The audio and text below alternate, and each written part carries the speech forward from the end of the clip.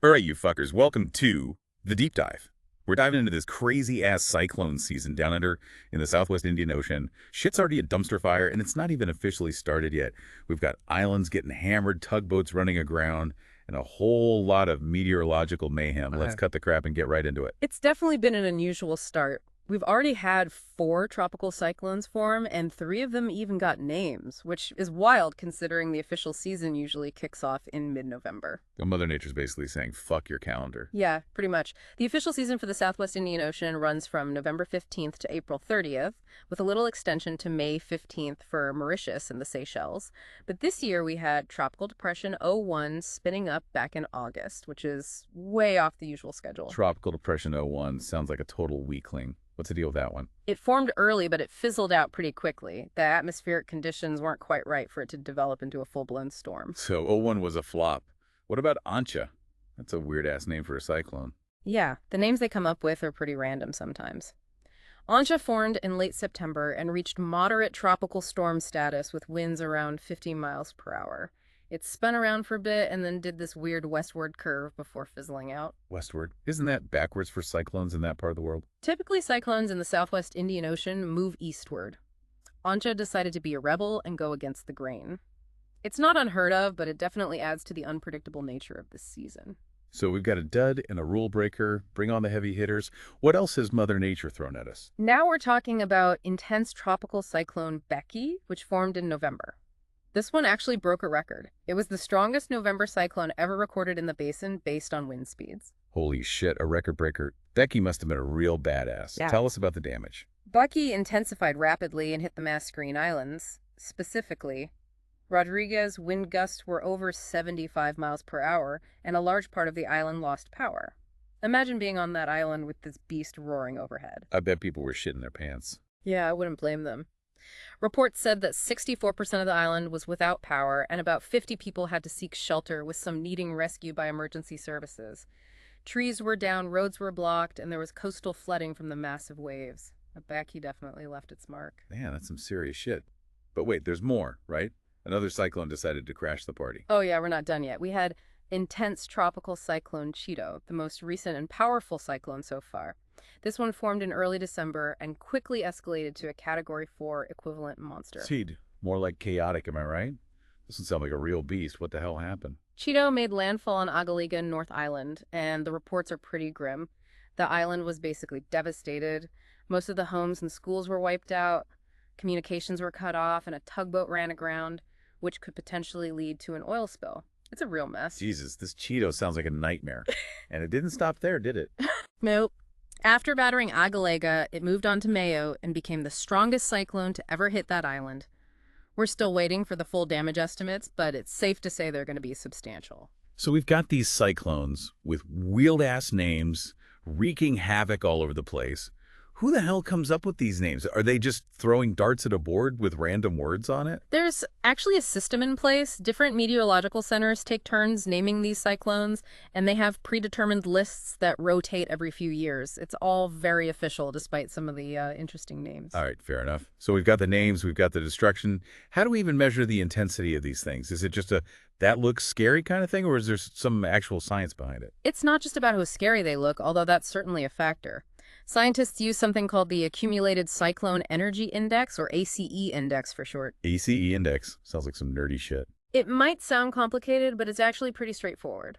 The ACE index basically calculates the total energy a cyclone releases over its lifespan.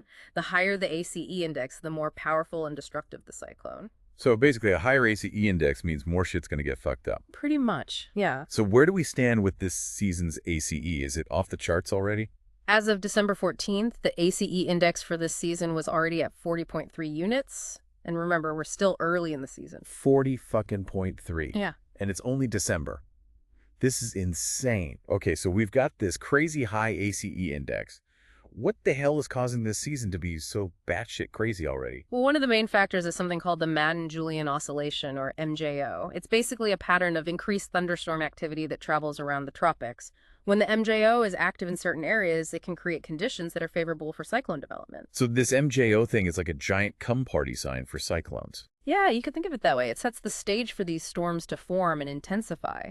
We also have other factors like equatorial Rossby waves and Kelvin waves, which can influence wind patterns and contribute to cyclone formation.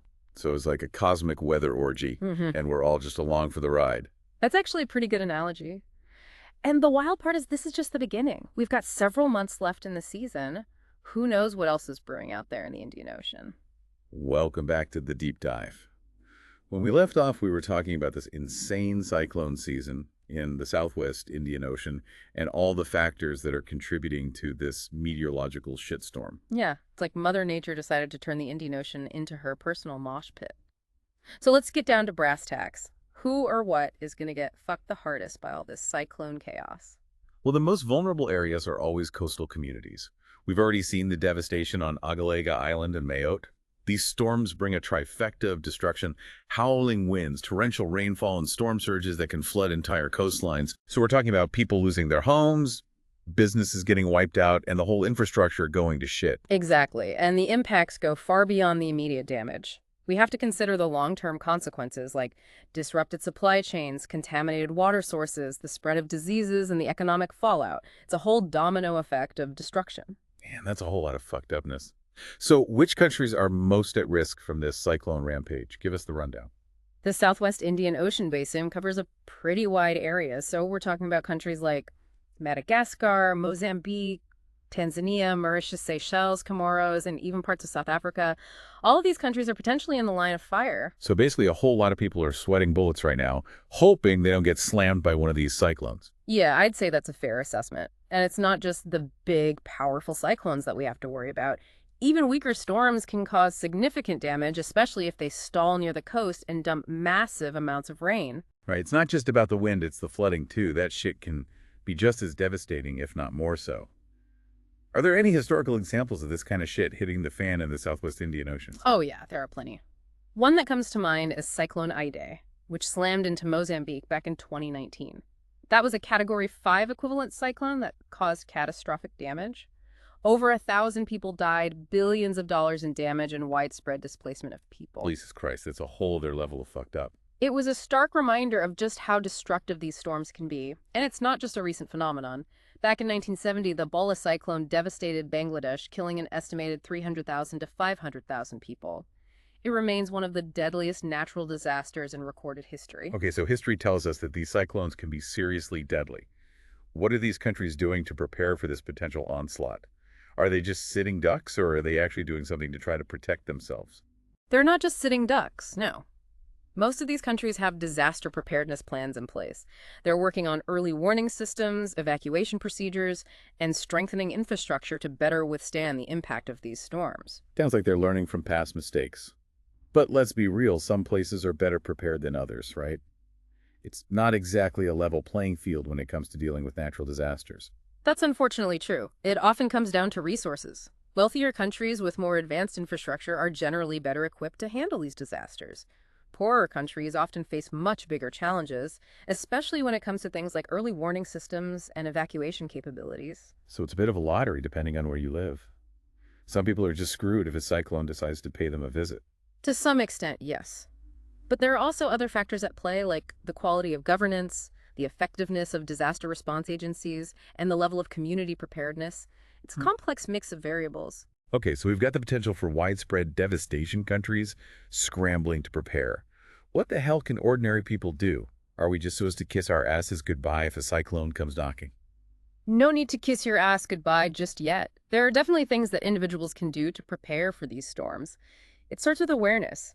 You need to know your risk, understand the potential hazards in your area, and have a plan in place. Like having an escape route mapped out and stockpiling some essentials just in case shit hits the fan. Exactly. Have a go bag ready with things like food, water, medication, a flashlight, batteries, and important documents.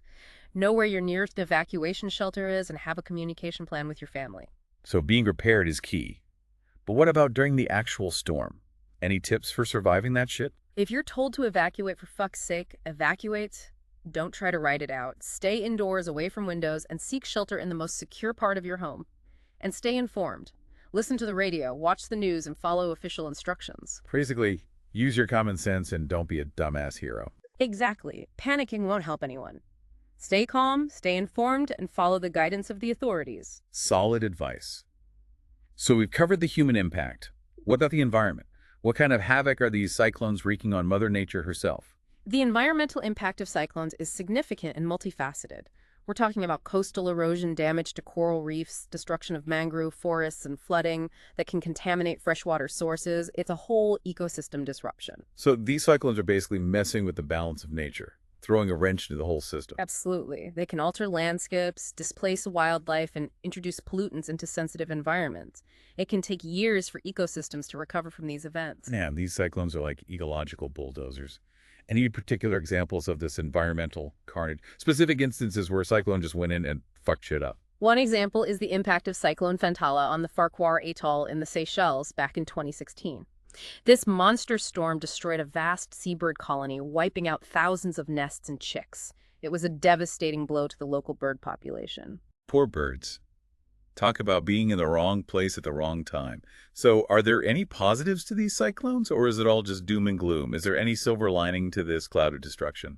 That's a good question.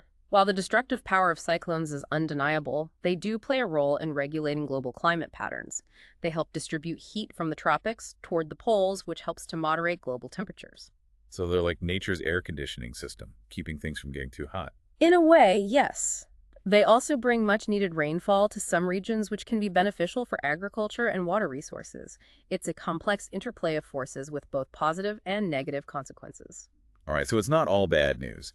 But let's get back to this specific season in the Southwest Indian Ocean.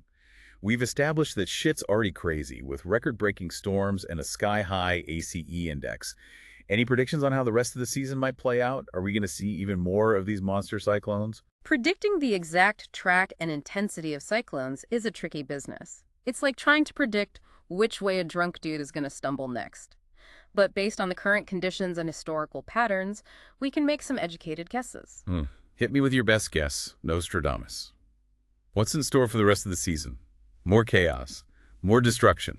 Well, the fact that we've already had 4 cyclones form before the official season even began suggests that this could be a particularly active season.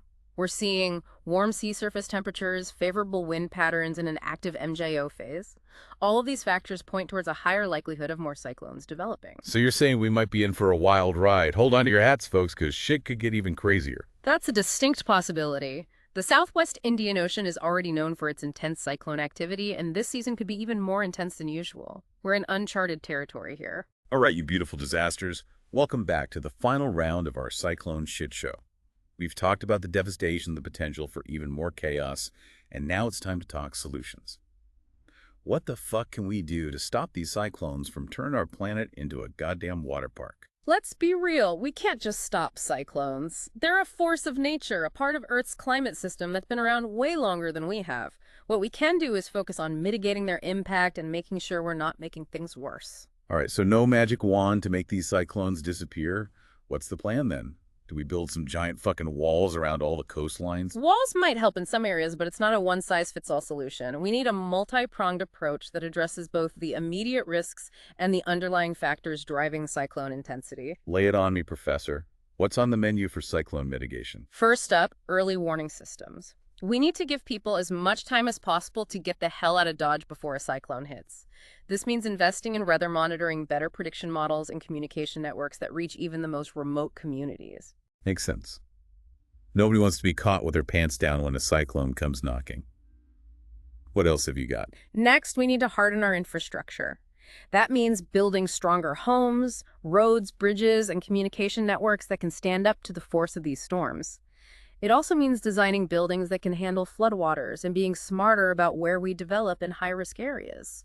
So we need to stop building shit in stupid places. Yeah. Seems pretty obvious when you put it like that. Exactly. We need to be more mindful about coastal development and factor in the risks posed by cyclones and rising sea levels. All right, that takes care of the buildings and stuff. What about the people? How do we make sure they're not just sitting ducks when a cyclone rolls in?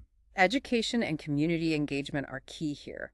People need to understand the risks, know what to do during an emergency, and have access to resources that help them prepare and recover. So it's about spreading the knowledge and empowering communities to take care of themselves. Exactly. It's about building resilience at the local level. We also need to invest in disaster preparedness training for first responders, medical personnel, and government officials. Everyone needs to be on the same page when shit hits the fan. Okay, so we've got early warnings, stronger infrastructure, and educated people. Yeah. What about the bigger picture? What can we do to tackle the root causes of these cyclones going batshit crazy? Now we're getting to the heart of the matter, climate change. The scientific consensus is clear. Warmer sea surface temperatures are fueling more intense cyclones. So addressing climate change is non-negotiable if we want to mitigate the long-term risks. All right, climate change. That's the big elephant in the room, isn't it? What the hell are we doing about that? We're just fucked. I wouldn't say we're completely fucked, but we're definitely on thin ice. We need a global effort to reduce greenhouse gas emissions, transition to renewable energy sources, and invest in technologies that can help us adapt to a changing climate. Sounds like a tall order. Are we up to the challenge, or are we going to keep bickering and pointing fingers while the planet burns? That's the million-dollar question.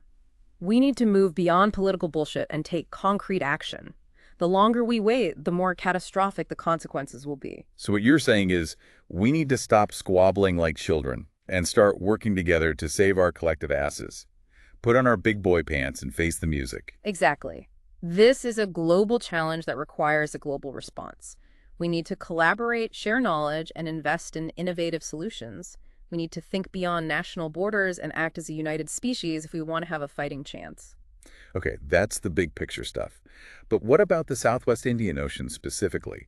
What can we do to help the people who are on the front lines of this cyclone madness?